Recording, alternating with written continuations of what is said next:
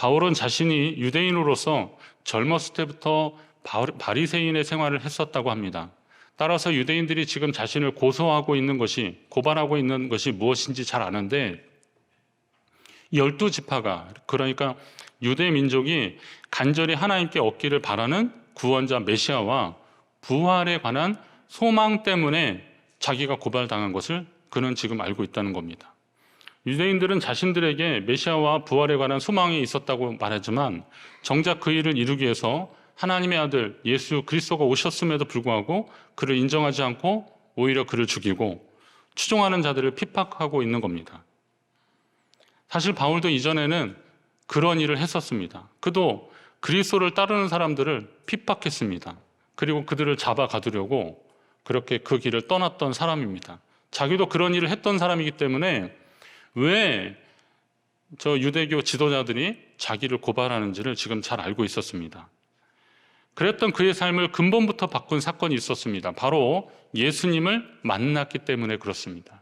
예수님을 만났기 때문에 26장 13절 이하에 보면 왕이여 정오가 되어 이러면서 계속 나오는데, 이게 바울이 그리스도인들 핍박하러 다메섹으로 가던 길에 부활하신 예수님을 만난 사건을 지금 기록하고 있습니다. 사울아 사울아 내가 어찌하여 나를 박해하느냐. 사울이라는 것은 유대적 이름이고 유대 방식의 이름이고 바울은 로마 방식의 이름이라고 말씀드렸습니다. 하나님이 사울아 사울아 내가 어찌하여 나를 박해하느냐. 주님은 이런 질문과 함께 그를 찾아오셨고 만나 주셨습니다. 부활의 주님이 그를 만나 주신 것입니다. 여러분 잘 돌아보시면 주님이 나를 찾아오셨습니다. 주님이 저와 여러분을 만나 주셨습니다. 내가 그냥 예수 믿어야 되지 막 이런 것 같지만 아니에요. 어떤 계기로 누군가를 통해서 나로 하여금 하나님을 알게 하시고 예수를 믿게 하시는 거, 이거 하나님이 만나 주시는 겁니다. 하나님이 우리를 찾아오시는 겁니다. 여러분에게 주님을 만난 혹은 만나는 분명한 경험이 있기를 바랍니다. 이 경험이 없으면 확실한 성도로서의 삶이나 전하는 자로서의 삶이 어려운 것입니다. 혹시 이 기억이 희미한 분들은 다시 좀 새기셔야 됩니다. 주님을 만난 기억, 그리고 주님과 함께하는 그 기억들이 날마다 새로워져야 되고 또 일어나고 그래야 되는 겁니다. 주를 처음 만났을 때를 기억하십시오. 그리고 그 마음을 간직하시고 지금도 여전히 주님을 만나며 살아가는 저와 여러분 되시기를 간절히 바랍니다. 부활하신 주님과 바울의 만남에는 소명과 사명이라고 하는 두 가지 의미가 함께 있습니다. 소명은 부르심이고 사명은 보내심입니다. 이 다메섹 도상에서 예수님은 바울을 구원하여 주시고 그를 통해서 하실 일들을 말씀해 주셨습니다. 성도는 주님을 만남으로 구원받아야 됩니다. 주님을 만남으로 구원이 이루어지는 겁니다. 구원은 내 힘으로 안 될 때 그때 필요한 하나님의 손길입니다. 여러분의 힘으로 안 되는 것이 대표적인 것이 무엇이 있을까요? 이 죄의 문제가 바로 그렇습니다. 죄의 문제는 인간의 의지나 힘으로 되는 것이 해결되지 않습니다. 창세기 말씀 보면 같이 둘이 제사를 지냈는데 아벨의 제사, 동생 아벨의 제사는 하나님이 받으신 것 같은데 자기의 제사는 하나님 연락하지 않은 것 때문에 형 가인이 화가 났습니다. 화가 나고 섭섭하면 하나님께 해야 되는데 그거를 동생한테 자꾸 시기하고 그리고 화를 품고 막 그러는 겁니다. 하나님 보시기에 좀 위험해 보였습니다. 그래서 하나님이 가인에게 그런 말씀하셔요. 내가 선을 행하며 어찌 낫을 지지 못하겠느냐. 죄가 문 앞에 엎드려져 있으니 죄가 너를 원하나 너는 죄를 다스릴지니라. 그러면서 너 지금 위험하다라고 하나님이 지금 경고해 주고 계시는 겁니다. 그러나 어떻게 됐습니까? 가인은 결국 동생을 죽이고 말았습니다. 하나님의 경고에도 죄의 욕을 이기지 못하고 살인을 저질렀습니다. 그때 만약에 가인이 아이고 하나님 죄송합니다. 제가 그런 마음을 가졌습니다. 라고 하나님이 말씀하시는 것을 받아들였다면 그러지 못했을 텐데 때늦은 동생을 죽이고 나서 때늦은 후회로 하나님께 내 재벌이 지기가 너무 무거우니다 라고 그렇게 탄식하고 있습니다.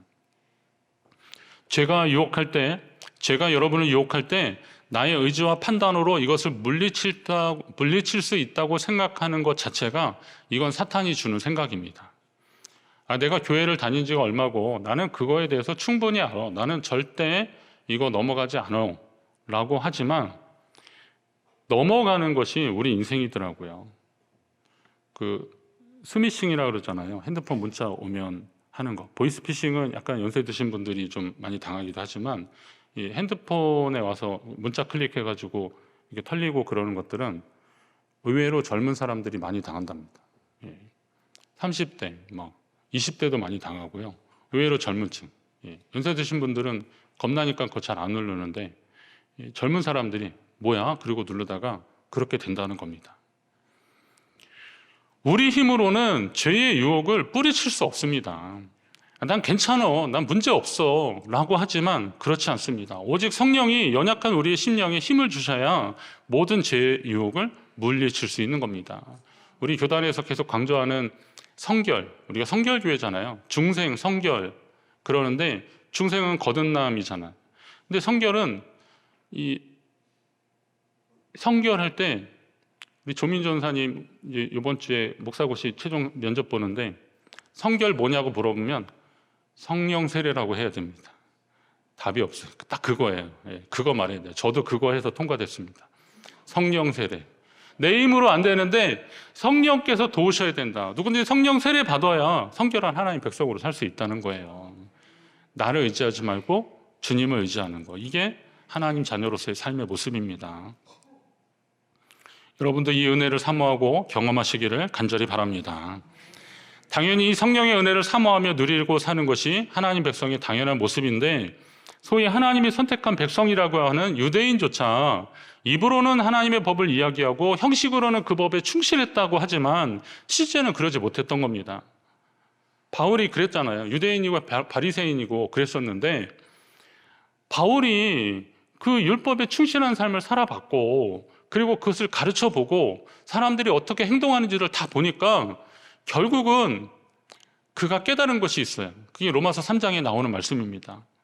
기록된 바 의인은 없나니 하나도 없으며 깨닫는 자도 없고 하나님을 찾는 자도 없고 다 치우쳐 함께 무익하게 되고 선을 행하는 자는 없나니 하나도 없도다. 하나도 없다는 것을 계속 강조하고 있어요. 소돔과 고모라에는 의인 10명만이라도 되는데 한 명도 없다는 거예요. 한 명도. 한 명도. 그건 뭐예요? 우리로서는 불가능하다. 유대인이나 헬라인이나 다 죄 아래 있는 것은 마찬가지라는 겁니다. 바울이 아그리빠 왕이여 그러면서 특히 당신이 유대인의 모든 풍속과 문제를 아심이니이다. 이렇게 말한 것이 당신도 알다시피 유대인들도 그렇게 산다고 살았는데 그 결국은 우리의 인간의 연약함 때문에 죄란 죄는 다 짓고 살지 않습니까? 다 드러나지 않아서 그렇지 결국 우리 속에 엄청난 죄가 있지 않습니까? 우리가 죄인이라는 것이 더 확실해진다는 겁니다. 율법을 알면 알수록 결국은 우리가 죄인이라는 것이 더 확실하다는 겁니다. 결국은 바울이 오라 나는 공고한 사람이로다. 이 사망의 몸에서 누가 나를 건져내랴라고 탄식하고 고백할 뿐이라는 겁니다. 하지만 이렇게 해서라도 자신의 연약함을 인정하고 주의 은혜를 구할 때 주님이 만나주시고 구원해 주실 줄로 믿습니다. 나의 연약함을 인정하지 않으면 주님의 은혜가 필요 없는 사람처럼 보이는 거죠. 내가 하나님 앞에 주님, 저의 의지로 제 개인의 능력으로는 도저히 할 수가 없습니다. 성령께서 저를 만져주시고 저를 지배해 달라고 그렇게 마음 열고 기도하는 사람들에게 은혜가 임하기 마련인 거예요. 죄의 문제가 특히나 그렇습니다. 여러분 속에 있는 그 엄청난 것들을 어떻게 이겨내실 수 있겠습니까? 그 다가오는 것들을 어떻게 물리칠 수 있겠습니까? 성령의 능력이 아니고서는 불가능하다는 겁니다. 사랑하는 성도 여러분, 이 시간 겸손히 여러분의 구원을 확인하십시오. 구원은 다른 거 없습니다. 그냥 교회 다니는 죄가 구원이 아니에요. 내가 이 죄의 문제를 해결하고 구속, 제사함을 받은 하나님의 자녀인지를 확인이 돼야 돼요. 이게 구원입니다. 전통이나 신학적 이론, 교회라는 제도가 주는 가르침에 익숙한 나머지 주님을 만난 줄 알고 착각하며 사는 사람들이 정말 큰일 난 겁니다. 차라리 나는 죄인입니다. 나는 부족합니다. 라고 인정하고 나는 교회도 모르고 성경도 모르고 예수님도 모르고 그런 사람들은 복음이 들어갈 기회라도 있는 건데 내가 교회 다닌 지 얼만데 나한테 아직도 그런 얘기를 하냐고 저를 뭘로 보냐고 이런 얘기 자꾸 하면 하나님이 그 속에서 역사하시겠습니까? 혹시 불편하더라도 나중에 말씀드리겠지만 이 이야기를 함께 들어줄 필요가 있는 그 사람을 위해서라도 우리는 같이 아멘하고 겸손하게 그 말씀을 들어줘야 되는 겁니다. 나의 구원을 당연히 여기거나 합리하지 말고 나를 위해 십자가에 피 흘려 죽으신 주님을 만나셔서 주님 감사합니다 고백하는 저와 여러분 되시기 바랍니다. 이 경험이 여러분 가운데 계속되기를 주의 이름으로 축원합니다. 하나님의 모든 부르심에는 이유와 목적이 있습니다. 바울을 만나주시고 그를 구원하신 주님은 그를 유대인과 이방인에게 보내주셔서 그들을 어둠에서 빛으로 사탄의 권세에서 하나님께 돌아오게 하며 죄사함과 거룩함을 얻게 하라, 그 일을 하게 하라라고 주님이 명령하고 계십니다. 이건 다시 말해서 한마디로 보면 하나님께 돌아오게 하라는 겁니다. 그들을 하나님께 돌아오게 하라. 한번 따라합니다. 그들을 하나님께 돌아오게 하라. 이게 하나님이 여러분을 부르신 이유와 목적입니다. 우선은 여러분이 하나님께 돌아와야 되는 거고, 그리고 그들을 하나님께 돌아오게 하는 일을 해야 되는 겁니다. 여러분을 하나님의 자녀로 부르신 주님의 뜻에 응답하시기 바랍니다. 성도는 예수 그리스도를 믿어 구속고 죄사함을 얻은 후에 진짜 구원받은 하나님의 자녀로서의 삶이 시작되는 겁니다. 예수 그리스도를 나타내고 증언하는 삶, 이것이 진짜 하나님의 자녀의 삶인 겁니다. 시간 되면 예배하고, 그리고 찬송하고 기도하고, 그리고 갔다가 또 시간 되면 다시 오고, 그게 하나님의 자녀로서의 모습 가운데 하나일 수는 있지만 그게 궁극적인 하나님의 자녀의 모습이 아니라는 거예요. 하나님의 자녀의 모습은 하나님을 나타내는 삶을 살아야 되는 거예요. 하나님을 증언하는 삶을 살아야 되는 겁니다. 예수 그리스도를 나타내고 증언하는 삶, 증언의 목적이에요. 증언의 목적이 뭡니까? 바울에게 주님이 명령하신 것처럼 하나님께 돌아오라, 하나님께 돌아오게 하라는 것입니다. 이것을 위해서 성도는 주님을 증언하는데 첫째는 입으로 증언해야 됩니다. 복음을 제시하십시오. 복음을 제시하십시오. 영접하는 자, 곧 그 이름을 믿는 자들에게는 하나님의 자녀가 되는 권세를 주셨다. 너도 나와 같이 예수를 주로 고백하고 우리 같이 하나님의 자녀 되자. 하나님이 세상을 이처럼 사랑하셔서 독생자를 주셨는데 그 이유와 목적이 뭐냐? 누구든지 한 영혼이라도 죄 때문에 멸망하는 것을 하나님 원치 않으셔서 그렇게 하신 거예요. 누구든지 예수를 주로 신하면 하나님께서 그 가운데 함께 하신다. 그렇게 하면서 이 복음을 자꾸 제시하셔야 되는 겁니다. 기회 있는 대로 때를 얻든지 못 얻든지 예수 그리스도의 복음을 전하시기 바랍니다. 그리고 삶으로 증언하셔야 됩니다. 여러분의 삶으로 증언하십시오. 예배 드리고 난 다음에 삶으로 증언하십시오. 전에 어느 교회에서 예배 끝나고 교회 식당에서 밥 먹다가 싸움이 났답니다. 새치기 했다고. 나 기다리는 거 못 봤냐 그러면서 막 삿대질하고 싸우다가 말이 되겠습니까? 얼마나 배가 고팠으면 그랬을까 그런 생각도 드는데, 예배 끝나고 주차장에 나가실 때 혹시 좀 누구 태우시거나 그러면서 지체될 수도 있습니다. 우리 성도님들은 안 그러시겠죠? 빵빵하지 마시고 조금만 더 기다려 주세요. 그거 잘못하다가 다치시면 또 큰일 나잖아요. 그러니까 조금 더 인내감 좀 가지시고, 그리고 한 단계 더 남았습니다. 여기서 딱 나가실 때 좌회전이든 우회전 하실 때 양보 잘 해주십시오. 그냥 앞차 나가니까 꼬리 물게 하고 듯이 막 나가면 이 차들이야 뭐 나갈 수 있겠죠. 근데 그렇게 하고 나가다가 올라오는 차들이, 여러분 그 차가 교행할 때는요, 올라오는 차하고 내려오는 차하고 만날 때는 내려가는 차가 약간 양보해 줘야 됩니다. 올라오는 차들은 그 탄력을 받아서 올라오기 때문에 약간 저거 힘들여서 오는데, 그냥 내려온 차가 약간 여유를 가져줘야 그 차가 지나가는 겁니다. 그런데 꼬리 물기를 하면서 그냥 계속 나간다고 해보십시오. 그러면 저 사람들이 뭐지 그러다 보고 춘천중앙선교교회 그러면 교회 그냥 확 날아가는 거예요. 우리는 여기서 은혜 받았는지 모르겠지만 교회를 바라보는 사람들의 입장이 어떻겠습니까? 좋은 성도는 좋은 시민이라고 계속 말씀드립니다. 혹시 제 차 번호 잘 기억하시다가 제가 신호 위반하는 거 혹시 보시면 실망하실지 모르겠지만 저도 실수할 때가 분명히 있어요. 그러나 의도적으로 그렇게 하려고는 하지 마셔야 됩니다. 그렇습니다. 삶으로 증언해야 됩니다. 베드로 사도가 그런 얘기 하더라고요. 아내분들은 조금 부담이 되셔도 이런 차원이 있다는 얘기로 들으십시오. 아내들아, 이와 같이 자기 남편에게 순종하라. 이는 혹 말씀을 순종하지 않는 자라도 말로 말미암지 않고 그 아내의 행실로 말미암아 구원을 받게 하려 함이라. 무슨 말씀인지 아시겠죠? 복음을 그렇게 제시해도 안 믿어도 예배 잘 드리고 온 사람이 남편에게 순종하고 잘하면 당신이 믿는 분이 누구야? 라고 호기심을 가질 수도 있고, 그러면서 그가 복음을 영접할 수 있는 계기가 된다는 거예요. 당연한 얘기지만 행동은 말보다 훨씬 더 강력한 영향력이 있습니다. 복음은 입으로만 전하는 것이 아닙니다. 여러분이 삶으로 주님을 전하시기 바랍니다. 한 가지 더 한다면 여러분이 떠난 자리가 증언이 되도록 해야 됩니다. 내가 떠난 자리가 증언이 되도록, 그 자체가 증언이 되도록 하셔야 됩니다. 베드로 사도가 성도들에게 내가 떠난 후에라도 어느 때나 이런 것을 생각나게 하려 한다라고 합니다. 그런데 이런 것이라는 것은 그가 전한 복음일 수도 있지만, 또 이런 것이란 뭐냐면 그가 믿음과 소망으로 살았던 그 사도의 모습을 사람들이 생각나게 하는 것이 그의 소원이라는 겁니다. 만일 우리가 그 소망 가운데 살면 우리가 떠난 후에라도 사람들이 우리를 기억할 뿐 아니라 우리가 믿는 주님을 기억하게 될 것입니다.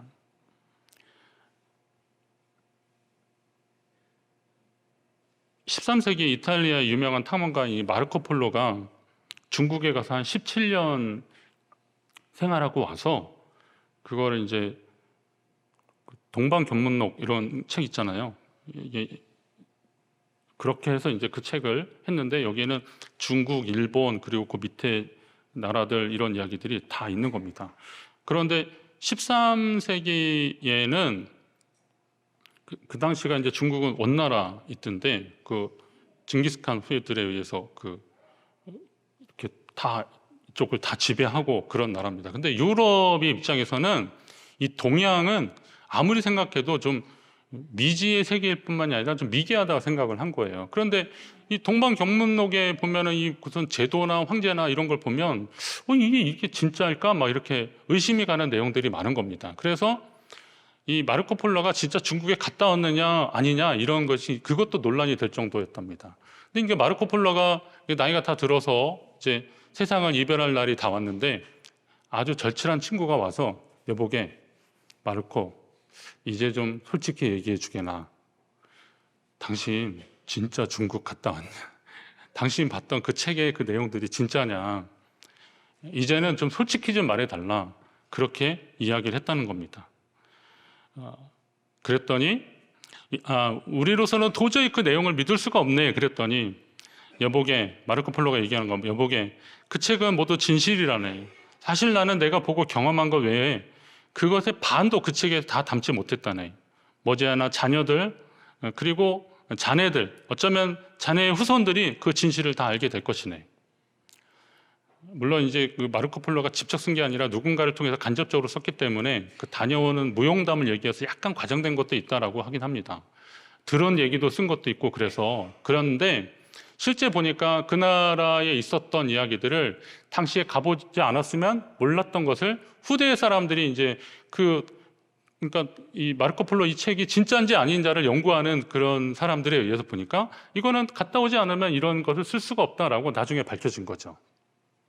그는 보고 들은 것을 그대로 전한 것입니다.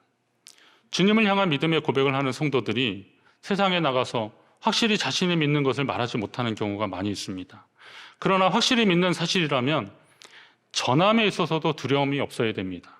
그리고 그가 그렇게 생을 다해서 전심으로 최선을 다해서 그 전했던 것이 당시에는 사람들이 다 믿지 못할 수 있어도 그가 떠난 자리에 정말 그가 전심으로 진심으로 했구나라는 것을 알게 된다는 것입니다.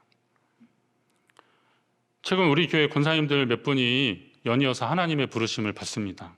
제가 이 설교를 거의 마무리 다 했고 지난 주중에 한 거니까요. 그리고 나서 있는데 어제 제가 이미승 권사님 소천 소식을 들었습니다. 장례 예식을 집례하는 저로서는 좀 마음이 좀 허전하고 무겁습니다.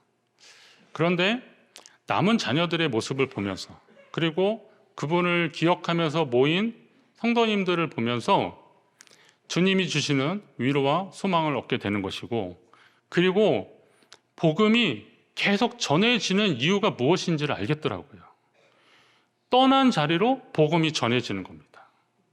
떠난 자리로. 그래서 다 돌아가시라는 얘기는 아닙니다. 어떻게 하셔야 돼요?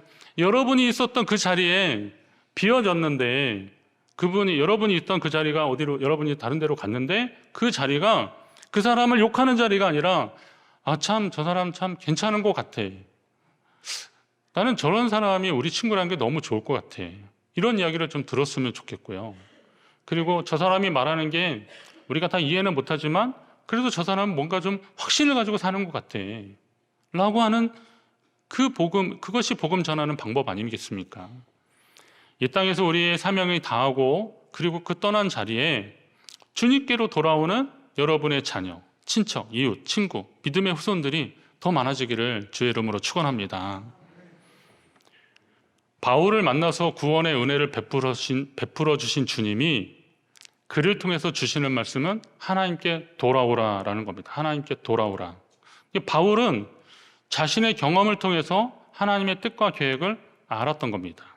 그리고 주님을 만난 그 경험이 너무 확실하니까 주님이 자기에게 당부하신 것을 어떤 시험과 어떤 박해와 어떤 위협이 왔어도 그거를 전하는 것을 멈출 수가 없었던 겁니다. 성도도 주님을 만난 경험이 확실해야 주님을 전할 수 있는 겁니다. 교회 그냥 오래 다녔다고 나는 주님을 만났다고 그냥 당연하게 생각하지 마시고 주님과의 어떤 일화가 있고 어떤 사건이 있는지 여러분 스스로 한번 보십시오. 저는 지금 야당 대표를 압니다. 그분하고 저하고 SNS에서 제가 그분 이렇게 뜨는 것을 보기도 합니다. 저는 대통령도 압니다. 그분이 예전에 검찰총장을 하셨고요. 지금 대통령을 하고 계십니다. 제가 이렇게 말했다고 야당 대표와 대통령한테 가서 우리 목사님이 장기동 목사님인데 아시죠? 라고 물어보지 마십시오. 망신 당하십니다. 예.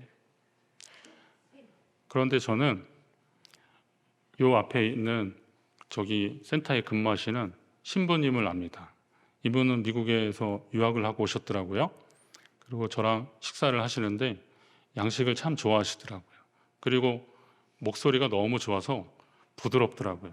제가 개신교인 아니면 자칫하면 성당 다니겠더라고요. 매너도 깔끔하시고 너무 좋으시더라고요. 그런데 여자가 없더라고요. 예, 너무 아까웠습니다. 이건 그분하고 저하고 있었던 일들을 바탕으로 제가 말씀을 드리는 겁니다. 여러분, 주님이 날 위해서 십자가에 지셨습니다. 주님이 나의 죄를 사해 주셨습니다. 이 복음을 전해야 되는데 그냥 교회에서 들은 사건이나 이야기만 가지고 어떻게 예수님을 전할 수 있겠습니까? 내가 기도했는데 주님이 내게 감동을 주시고 내 사랑하는 아들아 나를 껴안아 주시는 하나님의 그 마음이 있고 내가 어렵고 힘들 때 나 정말 죽고 싶은데 성령께서 내가 너를 사랑한다 그렇게 말씀해 주시는 그 감동이 있을 때 그게 일화가 되고 사건이 되고 이야기가 돼서 그 이야기가 또 다른 내 삶의 이야기가 돼서 그렇게 전하는 것이 복음입니다. 전도 훈련 10번, 100번 받아도 예수님을 만나지 않으면 전도 못하는 겁니다. 어쩌면 성령께서 너무 급하시니까 그냥 그 말 듣고라도 돌아오게 하실지 몰라도 그 사람은 돌아와서 예수님 믿고 하나님의 자녀 되어도 나는 그냥 표면적이고 형식적인 그리스도인으로 얼마든지 살 수 있다는 겁니다. 여러분 삶에 있어서 하나님이 간섭하시고 개입하시고 하필 그때 왜 하나님이 나를 만나주셨는지 내가 좀 거북한데도 하나님 왜 그때 그 말씀을 듣게 하셨는지 왜 그렇습니까? 나를 붙잡으시려고 하는 하나님의 사랑의 손길이 있기 때문에 그렇습니다. 이제 그 확신을 가진 사람들이 주님의 마음을 품고 세상을 향해서 나아가는 겁니다. 그리고 전하는 거죠. 하나님께 돌아오라. 저와 여러분의 이 외침이 그냥 단순한 외침이 아니라 삶의 고백으로 이어지는 체험적 외침이 되시기를 주의 이름으로 축원합니다.